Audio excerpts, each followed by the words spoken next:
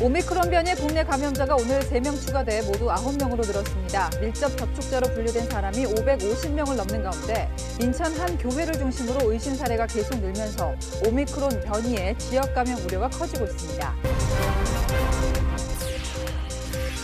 어제 저녁 극적 화해를 이룬 국민의힘 윤석열 대선 후보와 이준석 당대표가 오늘은 부산에서 빨간 티를 맞춰 입고 공동 유세에 나섰습니다. 총괄 3대 위원장을 맡기로 한 김종인 전 비대위원장 등 전격 봉합에 막전 막후 사정을 꼼꼼히 취재했습니다. 민주당 이재명 대선 후보는 지난주 이어 오늘도 호남을 찾아 지지층 결집에 나섰습니다. 힘들었던 가족사를 털어놓으며 진흙 속에서도 꽃은 피지 않냐며 지지를 호소했습니다. 식당이나 사우나 등을 같이 쓰는 노인복지주택에서 집단 감염이 발생해 보름 만에 누적 확진자가 66명으로 늘었습니다. 전국에 8,000세대가 이런 방식으로 운영되고 있어 방역에 또 다른 사각지대라는 우려가 나오고 있습니다. 삼성전자 반도체 공장에 들어서는 미국 텍사스 테일러에서는 150년 전 기차가 들어선 이후 최대 호황이 될 거라며 들떠 있습니다. 텍사스가 어떻게 실리콘밸리의 대체지로 부상하고 있는지 현지를 취재했습니다. 네, 시청자 여러분 안녕하십니까? 뉴스의 조수빈입니다. 단계적 일상 회복 시도가 멈춰선 가운데 눈앞의 코로나19 상황은 최악을 기록했습니다. 신규 확진자, 위중증 환자, 사망자 모든 수치가 새로 쓰였습니다. 정부 대응은 느렸고요. 여전히 느립니다. 2주 뒤면 위중증 환자가 1,000명을 넘을 거라는 예측 분석까지 나왔는데 환자들을 수용할 병상은 아직도 확보가 안 되고 있습니다. 서상희 기자입니다. 서울역 광장 임시선별검사소에 코로나19 검사를 받으려는 대기줄이 100m 넘게 늘어섰습니다. 주말에도 사람이 몰리며 이곳 임시선별검사소에서 검사를 받으려면 약 1시간은 기다려야 합니다. 신규 확진자 5,352명, 이번 주에만 최다 확진자 기록이 3번 바뀌자 시민들의 불안도 커지고 있습니다. 확진자들 나오는 거 보면은 다 도파 감염된 사람들이 되게 많이 나오는 것 같더라고요. 위드 코로나 하면서 많이 좀 다 방심하고 있지 않나. 결혼식을 제때 치를 수 있을지가 250명 채워가지고 치를 수 있을지가 제일 걱정되죠. 지난주 초 500명대였던 위중증 환자 수는 752명이고 전날 30명대던 사망자 수는 70명으로 2배 이상 늘었습니다. 국내 코로나 발생 이후 최다입니다. 국가수리과학연구소는 현 수준의 유행이 지속되면 12월 중순 중환자가 1,000명이 넘을 수 있다고 전망했습니다. 전국 중환자 병상 가동률은 처음으로 80%를 넘었습니다. 수도권의 가동률은 90%에 근접했고 수도권과 가까운 충청권에는 중환자 병상이 8개 남았습니다. 병상이 늘지 않는 상황에서 당장 위중증 환자 수를 줄여야 하는데 정부의 사적 모임 6인 제한으로는 역부족이란 지적입니다. 확산세를 잡기에는 현재 방역 대책은 상당히 조금 어렵다고 생각합니다. 우선 사적 인원 모임만 일부 제한을 했지만 영업시간이나 집합금지는 해당이 되지 않기 때문에 식당, 카페, 방역 패스 적용도 성인의 90% 이상이 접종을 완료한 상황에서 실효를 거두기 어렵다는 우려도 나옵니다. 채널A 뉴스 서상입니다. 네, 국내 오미크론 변이 확진자는 9명까지 늘었습니다. 첫 확진자였죠. 목사 부부가 다니던 인천의 한 교회를 중심으로 퍼져가는 중인데요. 관련해서 검사 대상자만 이미 1,600명이 넘습니다. 조현진 기자입니다. 교회 문이 굳게 닫혔고 인적은 뚝 끊겼습니다. 앞서 오미크론 변이에 감염된 목사 부부와 우즈베키스탄 국적 30대 남성이 다녔던 곳으로 지난달 28일 남성의 부인과 장모, 지인이 예배에 참석했는데 이들 모두 오미크론 변이에 감염된 것으로 드러났습니다. 지금까지 나온 오미크론 변이 확진자는 9명, 이 중 교회 관련 확진자는 7명입니다. 의심 사례도 잇따르고 있습니다. 어제 4명에 이어 오늘은 교인 7명이 확진 판정을 받았고 이들 교인의 가족과 지인 등 2명도 추가 확진돼 변이 검사가 진행 중입니다. 변이 확진자 중 목사 부부를 제외한 7명은 백신을 맞지 않았고 의심 사례 중에서도 3명만 백신 접종을 마쳤습니다. 의심 사례 중 3명은 서울 거주자입니다. 방역당국이 감염자나 감염 의심자와 밀접 접촉한 것으로 분류한 사람이 500명을 넘어 추가 감염 가능성을 배제할 수 없습니다. 예배에 참석한 교인과 목사 자녀가 다닌 학교 학생과 교직원 등 1,130명도 검사를 받고 있습니다. 검사를 받으려는 시민들이 대거 몰리면서 인천시는 선별진료소를 밤 9시까지 연장 운영하고 있습니다. 시민들이 외출을 꺼리면서 시내는 텅 비었습니다. 초등학생들은 아직 백신 접종 안 한 아이들이 많다 보니까 매일 등교하니까 그게 이제 너무 걱정이에요. 일상으로 돌아가나 했는데 다시 이거 나와서 다시 처음인가 약간 이렇게 좀 한탄스럽더라고요. 지역 감염에 대한 우려가 점점 커지면서 지역사회는 여파가 어디까지 미칠지 긴장하는 모습입니다. 채널A 뉴스 조현진입니다. 오미크론은 현재 상황에서 가장 불확실하고 가장 경계해야 하는 변수입니다.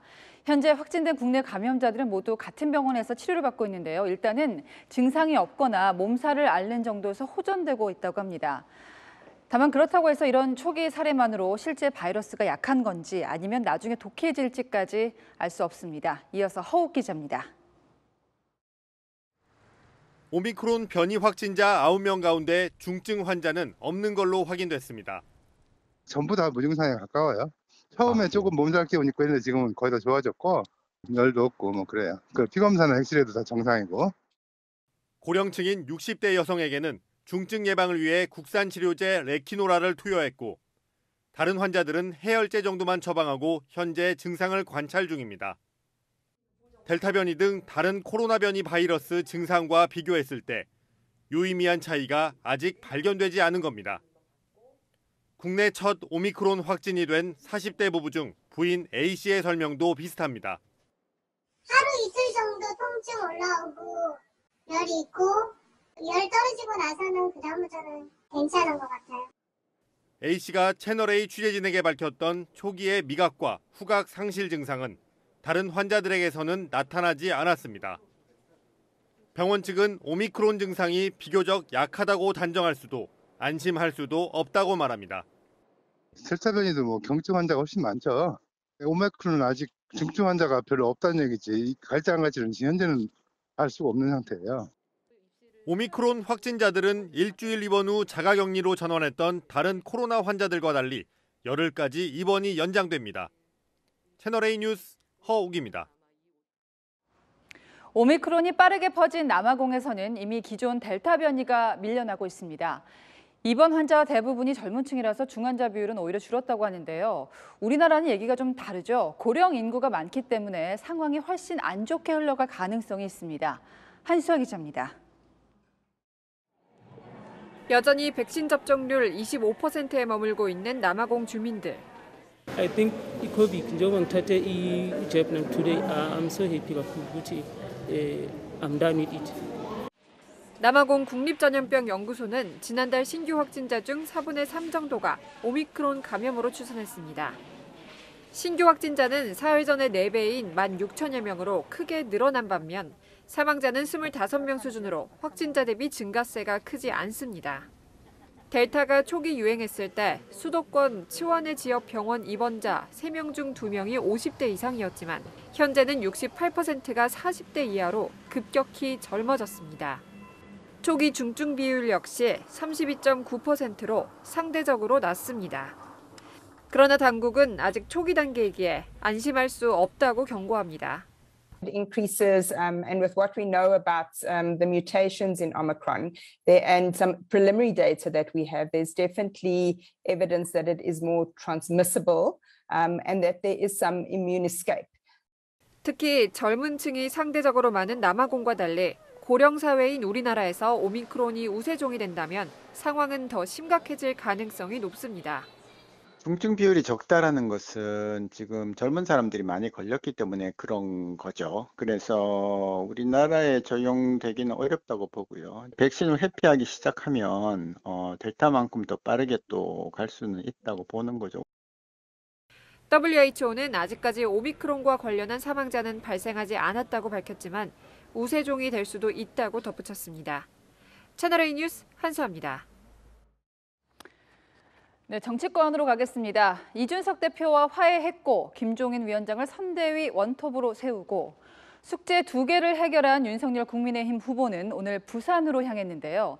곁에는 빨간 커플티를 입은 이준석 대표가 함께였습니다. 이다혜 기자입니다. 윤석열 국민의힘 대선 후보와 이준석 대표가 사진 찍고 싶으면 말씀 주세요 라고 적힌 빨간색 후드티를 맞춰 입고 부산 서면거리에 등장했습니다. 두 사람은 직접 카메라를 들고 젊은이들과 일일이 사진을 찍고 인사를 나눴습니다. 음력 생일을 맞은 윤 후보의 깜짝 생일 파티도 열렸습니다. 단기하겠습니다.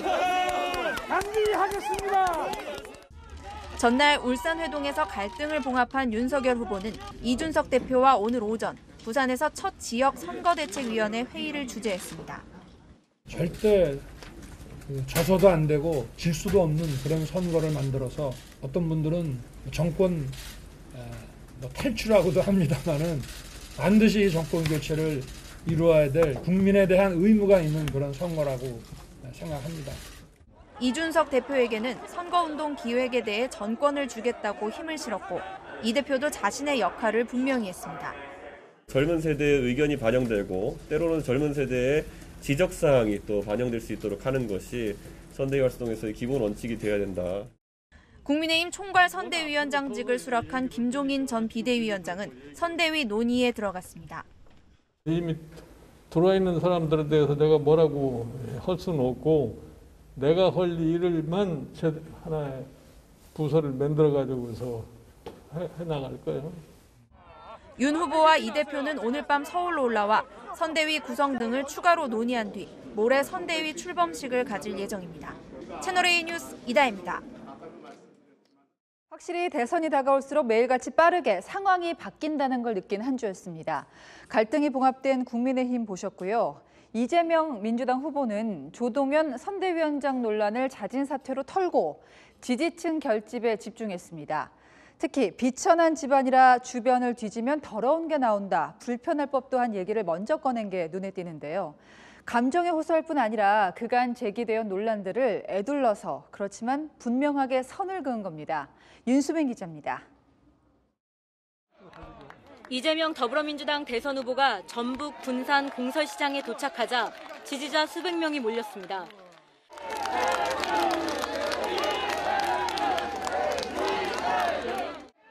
이 후보는 소주 박스를 밟고 올라선 즉석 연설에서 작심한 듯 힘들었던 가족사를 꺼냈습니다. 아버지는 시장의 화장실 시장 청소부, 어머니는 화장실 지키면서 대변은 20원, 소변은 10원 받고 휴지 팔고 살았습니다. 그 젊은 나이에 그 남정대들 화장실 들락거리는 거 그 앞에 쭈그리고 앉아서 먹고 살겠다고 그렇게 살았습니다. 누가 흉보더군요. 그 집안이 엉망이라고. 이 후보는 감정이 복받친 듯 목소리가 잠기기도 했지만 실력 하나로 이겨냈다며 지지를 호소했습니다. 제가 출신이 비천합니다. 비천한 집안이라서 주변에 뒤지면은 더러운 게 많이 나옵니다. 그러나 진흙 속에서도 꽃은 피지 않습니까? 조카 살인사건 변호 등 가족과 관련한 도덕성 논란이 계속되자 진솔화법으로 정면 돌파에 나선 겁니다. 호남 지지층을 향한 구애도 이어갔습니다. 저보고 대통령 되라고 하지 마시고 대통령을 만들어주세요. 바로 선대위 구성을 둘러싼 갈등 봉합에 나선 윤석열 국민의힘 후보를 향해서는 이제 토론에 나서라고 압박했습니다. 윤석열 후보께서 아직 준비가 얼마나 됐는지는 모르겠습니다만 당연히 우리 국민들 앞에 서로 논쟁하고 논박할 수 있는 기회를 주는 것이 도리라고 생각합니다. 이재명 후보는 김종인 전 비대위원장의 국민의힘 합류는 이미 예측한 일이라며 의미를 부여하지 않았습니다. 내일은 정읍과 완주를 찾아 2박 3일 전북 일정을 마무리합니다. 채널A 뉴스 윤수민입니다.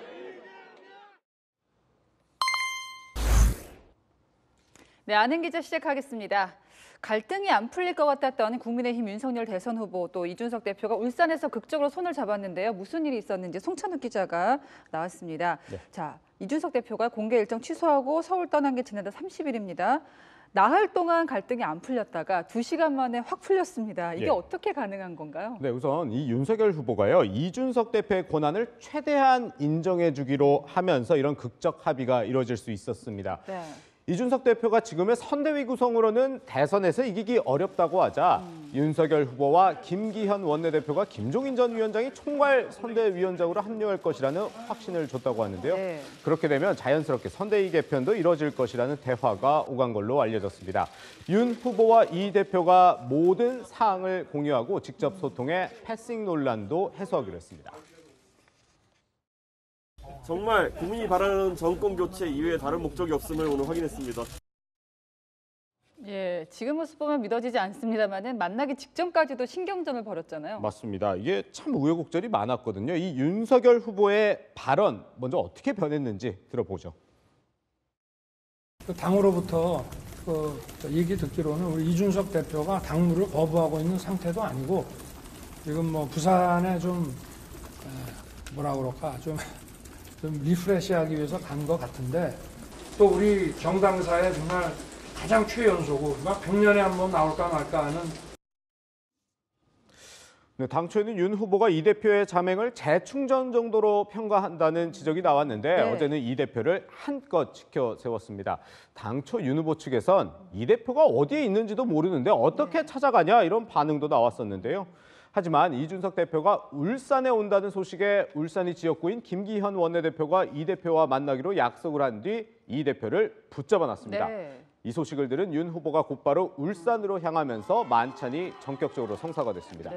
윤 후보가 이 대표의 복귀를 설득할 수 있도록 권성동 사무총장 등은 자신의 거취를 윤 후보에게 일임했다는 후문도 있습니다. 김기현 원내대표 역할이 좀 있었군요. 네. 김종인 전 비대위원장 같은 경우도 거의 뭐 돌아올 수 없는 강을 건넌 것 같았는데 전격적으로 합류를 하기로 했습니다. 그 자리에서 발표된 게 정말 우연이었습니까? 일단 제가 좀 취재를 해봤더니 네. 물밑에서 이 권성동 사무총장과 김재원 최고위원이 이 김 전 위원장의 합류를 꾸준히 설득해 왔다고 합니다. 이 울산 회동 전에 사실상 김 전 위원장의 수락 의사를 전달받았다고 예. 하는데요.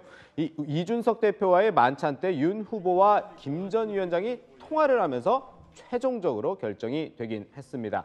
이 윤 후보는 김종인 총괄 선대위원장은 당헌 당규에 따라 선거대책기구를 총괄하게 될 것이라고 직접 발표를 했죠. 네. 이 선대위 원톱이라는 걸 명시적으로 밝히고 정권을 위임한 것으로 볼 수 있습니다.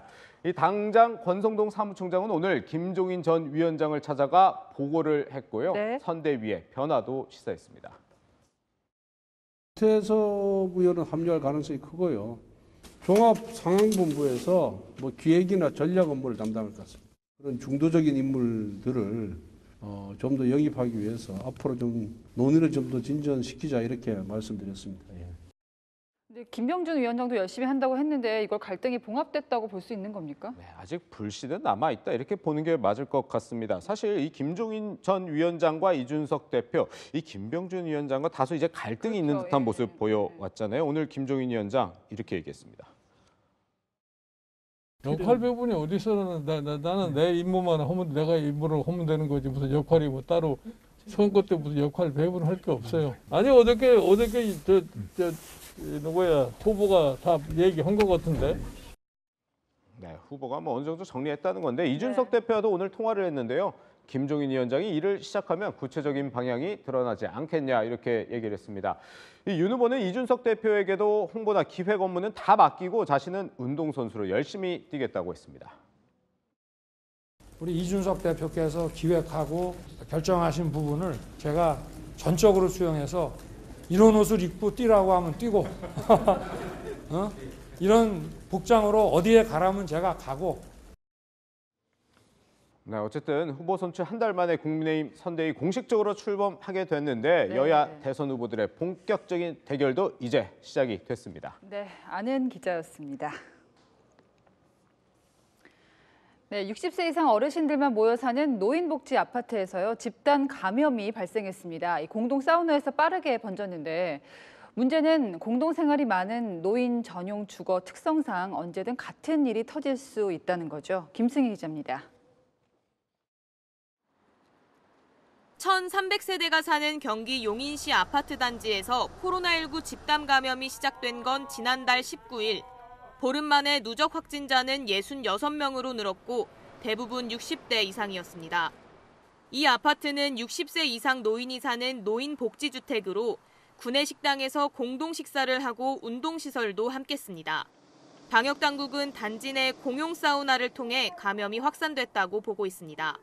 역학조사를 해보니까 사우나가 동선이 겹치는 거예요. 사우나 쪽에 이용하신 분들 다 검사를 받으셔라 이렇게 안내하고.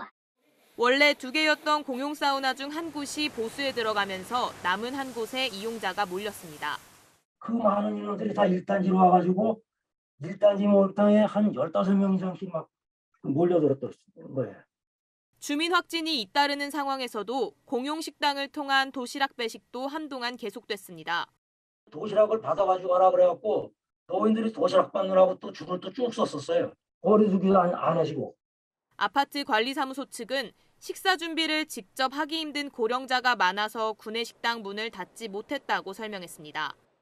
노인복지주택은 면역력 약한 고령자들이 모여 살지만 요양병원 같은 노인 요양시설이 아니란 이유로 백신 의무 접종이나 주기적 코로나 검사 대상에서 빠져 있습니다. 지난해 기준 이런 노인복지주택 거주자는 약 8,000세대에 이르지만 방역 전선의 사각지대에 놓여 있다는 지적이 나옵니다. 채널A 뉴스 김승희입니다.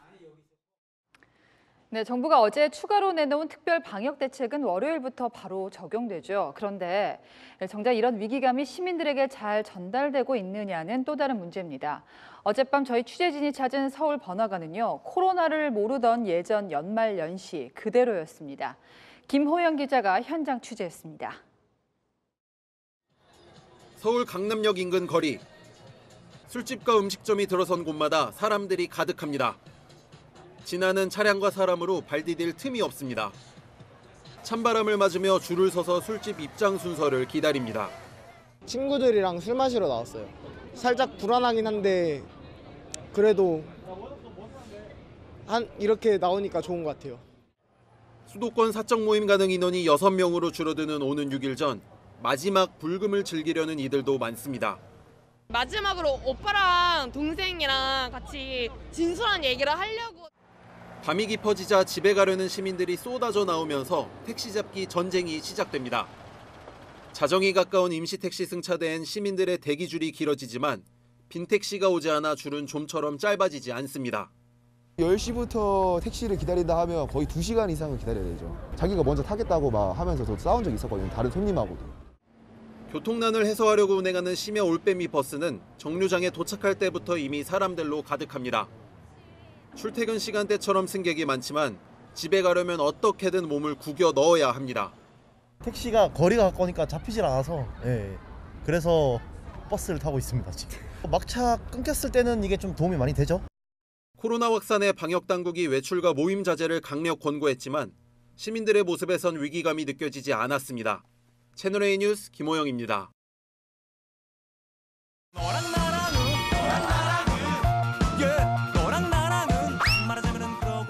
네, 여랑야랑 오늘은 정치부 이현수 기자가 나왔습니다. 첫 번째 주제 보겠습니다. 인사동과 울산, 지금 여야 원팀 회동이 있었던 장소들인데요. 네, 맞습니다. 어제 윤석열 국민의힘 후보와 이준석 국민의힘 대표가 울산 불고기집에서 술을 곁들인 만찬 회동 후에 갈등을 봉합했죠. 지난 10월에는 이재명 민주당 후보가 경선에서 경쟁했던 이낙연 전 대표와 후보 선출 2주 만에 인사동 찻집에서 원팀 회동을 가졌습니다. 형식은 조금 다르지만 상대편의 지원이 아쉬울 수밖에 없는 대선 주자들이 적극적으로 움직였는데요. 인사동은 우선 이낙연 전 대표의 전 지역구인 종로구입니다. 이 후보 측에서 인사동으로 가겠다고 했고 밥집이 아닌 찻집도 이낙연 후보가 원했던 만남 방식이었다고 합니다. 윤 후보는 이준석 대표의 동선에 맞춰서 서울에서 울산까지 5시간 차를 타고 이동했습니다. 네, 지금 여야를 불문하고 이제 원팀이 회동할 때 관통하는 공통점이 있더라고요. 네, 원팀 회동의 효과를 극대화시키기 위해서는 빼놓을 수 없는 게 있죠. 바로 스킨십입니다. 잘 쉬었어요? 잘 쉬기는 제가 고생했지.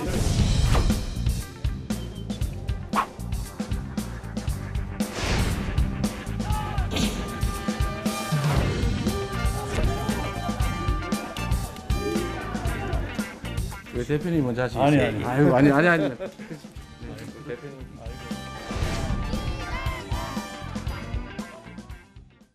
네, 네, 코로나가 심해도 스킨십을 해야 되는 게 정치인의 숙명인 것 같습니다. 사실 아슬아슬하다가 전격 회동이 성사되지 않았습니까? 네, 원팀을 성사시킬 수밖에 없는 이유가 있죠. 바로 지지율 하락으로 인한 절박함입니다. 한국갤럽이 지난 10월부터 조사한 여론조사 추이를 살펴보면요. 이재명, 윤석열 후보의 지지율이 떨어지는 시점에 여야의 원팀 회동이 이뤄졌는데요. 선거에서 질 수도 있다. 이 위기감을 넘어서는 동의는 없겠죠. 이 원팀 회동의 효과가 얼마나 이어질지는 좀 더 지켜봐야 할 것 같습니다. 네, 다음 주제 보겠습니다. 자, 바쁜 한 주를 보낸 여야 대선 조직을 출범시키고 있는데 그 이름들을 보니까 MZ세대를 겨냥한 것 같아요. 네, 맞습니다. MZ세대의 맞춤형입니다. 여야가 경쟁적으로 장명에 공을 들이고 있는데요. 민주당은 청년선대위 내에 민주당 꼰대짓 그만해 위원회와 남혐, 여혐 둘 다 싫어 위원회를 꾸렸고요. 국민의힘은 새시대 준비위원회 밑에 후보의 생각을 전하는 진상배달본부와 깐부찾기 본부를 두겠다고 밝혔습니다. 자, 들으면 뭘 하겠구나 딱 와닿긴 하네요. 네, MZ세대가 이제 직관적으로 이해를 하고 또 그럴 수 있도록 이름부터 신경을 쓴 겁니다. 여야 대선 후보들 청년과 만나는 자리를 자주 가지면서 2030 세대에 공을 들이고 있습니다. 20대 컨텐츠? 그 말 줄이기? 정말 아는 거 아는 거 뭐가 있어요? 할만 하안. 너무 오래됐는데. 좀 옛날 거네. 숨듣명이라고 혹시 아시나요? 신조어입니다. 숨어서 듣는 명곡을 의미하고 있습니다. 아니 근데 사회자님의 명곡을 숨어서 듣습니까? 저한테도 너무 어려운데요. 그럼 2030 세대는 누구한테 응답하고 있습니까? 네, 어제 발표된 여론조사에서 20대 지지율을 한번 살펴보면요. 이 후보와 윤 후보 오차 범위 내 접전입니다. 그런데 지지 후보 판단을 유보한 비율이 24%로 다른 연령층보다 좀 높은 편이었거든요. 20대 마음은 아직 정해지지 않았다 이렇게 봐야 할 것 같아서 대선 후보들의 경쟁은 더 뜨거워질 것 같습니다. 네, 지금까지 여랑야랑이었습니다. 네, 2022년 새해가 되면 누군가는 새로운 대통령이 될 텐데요. 코로나로 2년째 애타는 분들의 마음도 꼭 좀 들어주시기를 바랍니다. 누구보다 힘찬 새해를 맞았던 해맞이 명소 주민들 또다시 변이가 돌면서 힘 빠지는 연말을 버텨내고 있습니다. 강경모 기자입니다. 황금빛 태양이 수평선 너머로 떠오르면서 바다를 붉게 물들입니다. 관광객들은 사진을 찍으며 새해 소원을 빌어봅니다. 매년 1월 1일 새해 일출을 보기 위해 강릉을 찾는 사람은 40만 명에 이릅니다. 강릉시는 단계적 일상 회복 이후 해맞이 축제 개최를 검토했지만 결국 올해에 이어 내년 역시 행사를 취소하기로 했습니다. 하루 확진자가 5천 명을 넘어서는 데다 오미크론 변이 감염자까지 발생한 데 따른 조치입니다. 축제는 안 하는 거로 지금 됐거든요. 500명을 특정 지어서 백신 완료자만 받을 수 있는 상황이 아니고. 동해시와 속초시 등 동해안시군도 내년도 해맞이 행사를 열지 않기로 했습니다. 백사장 출입만 허용하거나 SNS에 일출 모습을 중계하는 것으로 대신한다는 방침입니다. 연말 연초 특수를 기대했던 상인들은 울상입니다. 해돋이 때 우리 수입이 한 달 사용할 수 있는 금액이 나와요. 올해는 아예 받질 않았어요. 예약을 안 받고 포기할 수가 없죠. 은행에서 돈 안 쓰는 사람들이 없지 않습니까? 겨울 축제도 줄줄이 취소되고 있습니다. 태백산 눈축제와 평창 송어축제가 취소된 데 이어 화천 산천어 축제와 홍천강 꽁꽁축제, 인제 빙어축제 등도 코로나 상황을 예의주시하며 축제 개최 여부를 검토 중입니다. 아직 결정은 안 났지만 지금 여러 방면으로 지금 고민을 좀 하고 있습니다. 코로나 사태가 엄중한 상황에서 공들여 준비한 행사를 취소할 수도 강행할 수도 없는 지자체들의 고민이 깊어지고 있습니다. 채널A 뉴스 강경모입니다.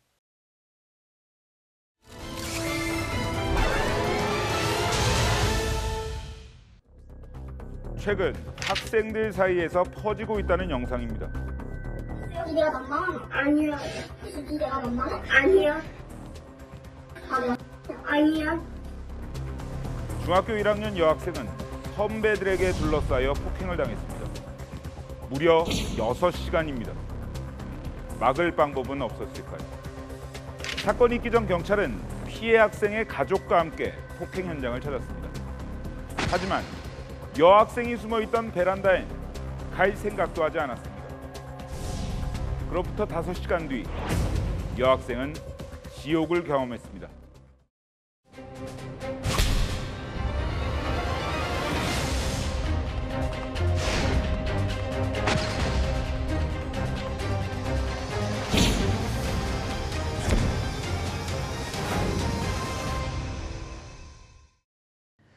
자, 영상이 촬영된 게 5달 전인데요. 지금 와서 논란이 되는 이유가 뭘까요? 네, 폭행 사건은 지난 7월 3일 새벽 경남 양산의 한 가정집에서 발생했습니다. 네. 선배 여중생 4명이 중학교 1학년생이던 피해 학생을 무려 6시간에 걸쳐서 폭행한 건데 이들이 찍은 영상에서 피해 학생은 손발이 묶인 채로 연신 죄송하다고 말합니다. 하지만 가해자들은 웃으면서 폭행을 이어갔습니다.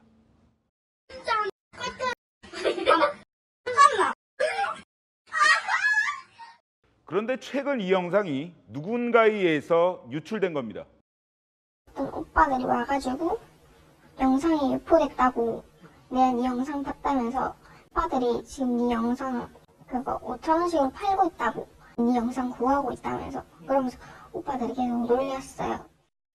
네, 상당한 충격을 받았을 텐데요. 네, 경찰이 사건을 막을 수 있었는데 기회를 놓쳤다는 말도 있거든요. 이건 어떤 얘기인가요? 네, 피해 학생은 사건 발생 이틀 전인 지난 7월 1일에 엄마와의 말다툼 끝에 가출을 합니다. 사실은 피해 학생도 자신도 학교 폭력의 가해자였다고 말했는데 가출 신고를 낸 피해자 가족들은 아이가 가해 학생들과 함께 있다는 소식을 듣고 다음 날 오후에 경찰을 대동해서 폭행 현장을 찾았습니다.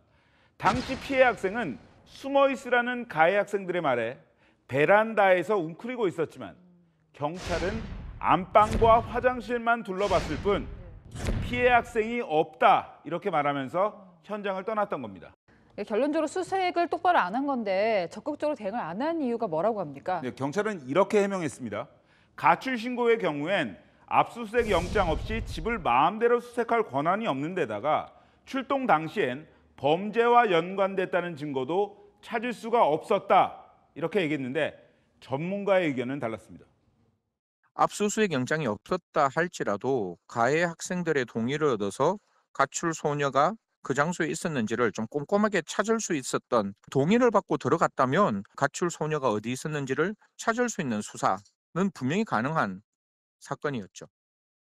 답답합니다. 이제 가해 학생들 처벌을 받긴 받았습니까? 네, 그 전에 폭행 이후에 가해 학생들이 피해 학생에게 뭐라고 했는지부터 들어봐야겠습니다. 네 얼굴 부모님 왜 그러냐고 물어보면은 이제 복숭아 털 그걸 먹어가지고 얼굴이 부어서 많이 간지러워서 얼굴을 긁었는데 상처가 났고 너는 목에 물렸다고 얘기를 하라면서 부모에게 할 말까지 일러줬다는 건데 가해 학생 2명은 공동폭행 혐의로 검찰에 넘겨졌습니다. 하지만 나머지 2명은 어떠한 형사처벌도 받지 않았습니다. 만 14살 미만의 촉법소년이기 때문인데 형법상 촉법소년에게는 사회봉사 등의 보호 처분만 내려질 뿐 형사 책임은 묻지 못하도록 돼 있습니다. 촉법 소년이라는 게 이제 교화를 하겠다는 의도지만 사실 이게 악용되는 사례가 너무 많아요. 네, 그렇습니다. 지난달 대구에선 중학생 10여 명이 식당에 난입해서 테이블을 엎고 손님을 내쫓는가 하면 CCTV를 부수는 등 난동을 피운 일이 있었습니다. 사건 전날 식당 주인이 가게 앞에서 담배를 피우고 노상방뇨를 하는 학생들을 훈계했다는 이유였는데 경찰에 신고를 하자 며칠 후에 가게를 다시 찾아갑니다. 그리고는 이렇게 얘기합니다. 우리는 사람을 죽여도 교도소에 가지 않는다. 촉법소년이라서 형사처벌을 피할 수 있다는 점을 알고 이를 악용했다는 건데 지난 2016년 6,500여 명이던 촉법소년의 수는 지난해 9,600명으로 50% 가까이 증가했고 최근 들어서는 살인과 강도를 비롯한 강력범죄 건수도 늘고 있습니다. 형사처벌의 나이를 낮춰야 한다는 주장, 그리고 엄벌보다는 교화가 먼저라는 주장, 팽팽히 맞서고 있습니다. 그런데 이제는 이 논쟁을 넘어서 실제 우리 사회에 필요한 방안이 무엇인지를 두고 현실적인 논의가 필요하다는 지적이 나옵니다. 그러니까 피해 학생이 외국 국적이라고 하는데 가해자들이 그 이마에다가 국적하고 함께 욕을 적어놨다고 하더라고요. 과연 어리다고 봐줘야 되는 건가 싶습니다. 사건을 보다 최수고 기자였습니다.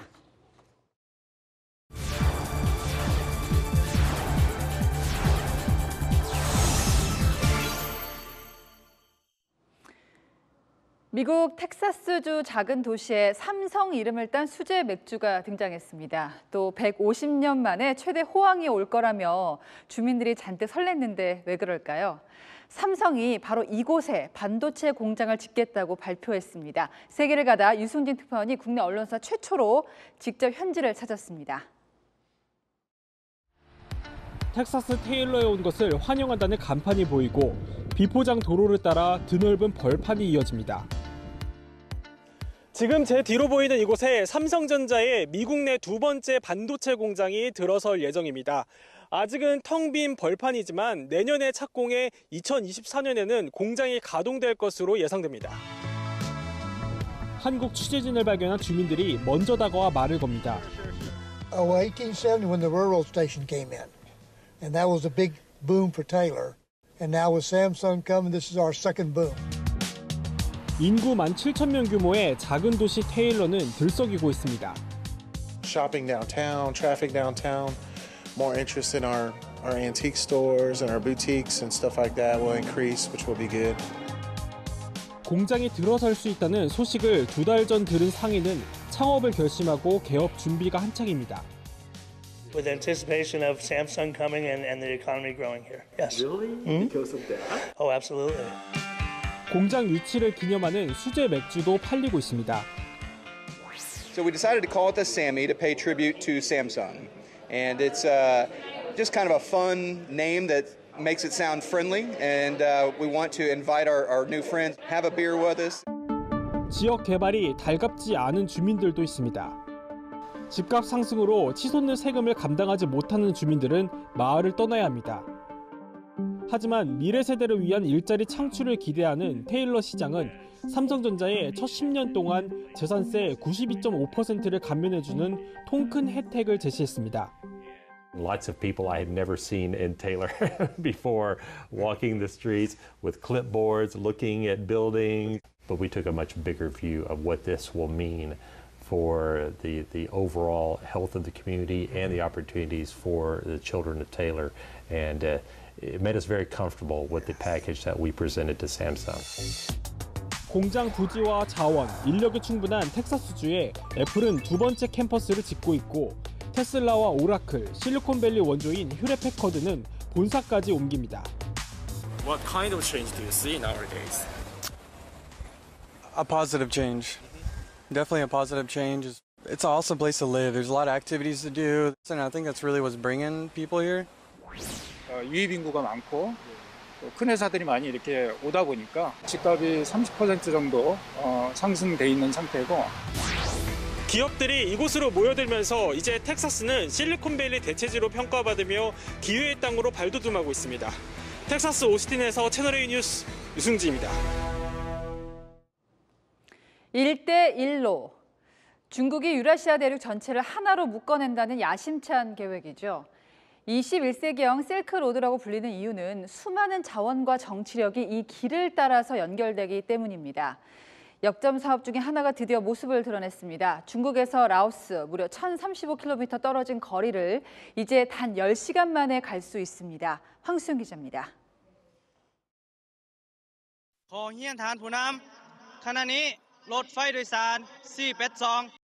화상으로 열린 개통식에서 시진핑 중국 국가주석과 퉁룬 시술리트 라오스 국가주석의 승인이 떨어지자 열차가 운행을 시작합니다. 中老铁路的重大决策5年来中老双方齐心协力紧密配合逢山开路遇水搭桥 중국 윈난성 쿤밍에서 라오스 수도 비엔티안까지 1,000km 이상 이어진 고속철도로 10시간 거리가 됐습니다. 방역 문제로 승객을 태운 열차는 국경을 넘지 않고 화물 열차만 양국을 왕래합니다. 중국과 라오스를 연결하는 고속철은 시주석이 구상한 신실크로드인 1대1로 가운데 하나입니다. 중국과 라오스가 7대3 지분으로 투입한 59억 달러는 라오스 연간 국민 생산의 3분의 1 규모. 재정이 좋지 못한 라오스는 중국에서 일부 대출을 받아 투자했고 중국은 철도 건설과 운영을 맡았습니다. 인적 교류까지 활성화되면 라오스가 중국 경제에 예속되는 결과를 낳을 수 있다는 관측도 나옵니다. 채널A 뉴스 황수연입니다. 영원한 피겨 여왕 김연아가 모처럼 빙판 위에 섰습니다. 제2의 김연아를 꿈꾸는 어린 선수들에게 본인의 대표적인 연기를 직접 가르쳤는데요. 은퇴 후 7년이 흘렀지만 클래스는 영원했습니다. 정윤철 기자입니다. 피겨 여왕 김연아의 우아한 연기에 눈을 떼지 못하는 피겨 꿈나무들. 김연아처럼 빙판 위를 빙글 돌고 섬세한 안무도 따라합니다. 김연아는 평창기념재단이 주최한 플레이 윈터 스포츠 아카데미의 특별 강사로 나섰습니다. 오늘의 과제는 김연아의 대표적 쇼트 프로그램인 죽음의 무도를 익히는 것입니다. 음악 도입부부터 꼼꼼하게 지도하는 김연아. 직접 시범을 보이는 김연아의 표현력은 여전했습니다. 우상에게 직접 피겨를 배운 꿈나무들은 감격스러워했습니다. 정말 꿈만 같았고 잊지 못할 순간이 될 것 같고 이 안무도 평생 기억할 것 같습니다. 앞으로 피겨 선수로서 활동하는 데 있어서 좀 큰 도움이 되는 어떤 경험이 됐으면 좋겠어요. 10여 년 전 김연아를 보고 피겨에 입문한 김연아 키즈들은 이제 현역 선수로 성장해 내년 베이징 동계올림픽 출전을 위한 경쟁에 돌입했습니다. 오늘 국가대표 1차 선발전의 쇼트 프로그램이 진행된 가운데 여자 싱글에서는 안정적 3회전 점프를 선보인 김혜림이 1위를 기록했습니다. 남자 싱글에서는 2회 연속 올림픽 출전을 노리는 차준환이 선두에 올랐습니다. 우승자가 결정되는 프리스케이팅은 내일 열립니다. 채널A 뉴스 정윤철입니다. 추운 겨울을 맞아서 유명 스키장들도 개장했습니다. 주말을 맞아서 많은 시민들이 오늘도 겨울 스포츠를 즐겼는데요. 외출 시에는 방역 수칙 더욱 잘 지켜주셔야겠습니다. 휴일인 내일 아침도 영하권 추위는 이어집니다. 낮부터는 기온이 껑충 올라서요. 한 주간 이어졌던 강추위가 누그러들겠습니다. 동해안 지역은 수일째 건조특보가 발효 중인데요. 당분간 이 지역에는 비 소식이 없어서 특보 상황은 지속될 걸로 예상하고 있습니다. 다음 주에는 예년 기온을 웃돌면서 다소 온화한 겨울 날씨가 예상되고 있습니다. 당장 월요일부터 다음 주 내내 미세먼지 수치가 높아질 가능성이 높습니다. 대기질 상황 세심히 살펴주시기 바랍니다. 날씨였습니다. 네, 저도 새로워진 뉴스 오픈 스튜디오에서 여러분 찾아뵀었습니다. 내일 또 뵙죠. 고맙습니다.